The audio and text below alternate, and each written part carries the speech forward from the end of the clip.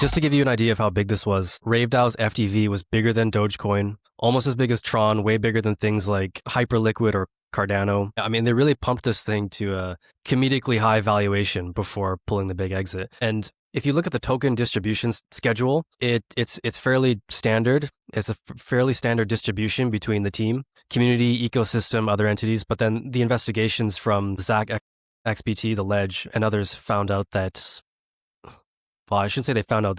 They allegedly discovered that up to 98% of the token supply was controlled by the same insiders. And it appears that they allegedly manipulated price higher by restricting the supply, waiting for hypey headlines about exchange listings, and then sending large amounts of the token to BitGet to create the illusion that there was about to be sell pressure, which tricked people into shorting it. And then that created a short squeeze when those tokens weren't initially sold. And as you mentioned before, it wasn't until Zach XBT started alerting Binance and BitGet on X, telling them to investigate what was going on, that there was this obviously coordinated sell-off by all the insider wallets. And like this project is like a stereotype of vaporware. Like they basically organize after parties for concerts and conferences, and somehow that needs a token. I actually read the RaveDAO white paper just because I was curious, and honestly, when I finished, I had to start drinking. Like I had no other choice because it's like really sobering, no pun intended, that grifts of this scale are still happening. Like this thing is very overt about being a shameless money grab. The white paper is clearly written in ChatGPT, potentially the free version. It's got the big M dashes. It's not this, it's that style of writing.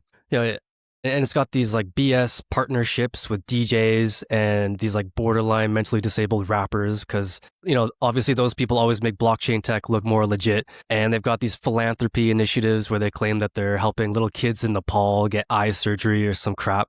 And it's just this classic thing where they pick a random industry, in this case, it's live events, and then claim that it's too centralized and it would be better if it was on chain. And all they have to do to make that vision come alive is to fleece you with a useless governance token, because that's a lot easier than creating a profitable business and, getting investments from serious investors. And, at this point, I'm not even mad. I'm just impressed. Like, I'm surprised that the big exchanges actually went along with all this and allowed it to reach a, $28 billion FTV. That's crazy. Yeah, a lot of very interesting details there. Thank you, Alex. It's a tale as old as time, but these guys sort of ran the playbook masterfully, and also, the big boys at the centralized exchanges didn't seem to actually exactly do their due diligence on this. I guess there's something about the way the incentives align there. Yeah, I mean, to their credit, they have admitted that it was suspicious, and yeah, hopefully they make a statement.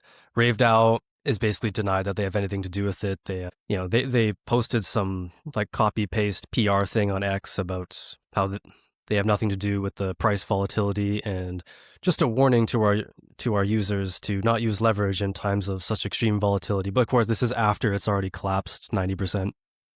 Yeah, well, so I went from.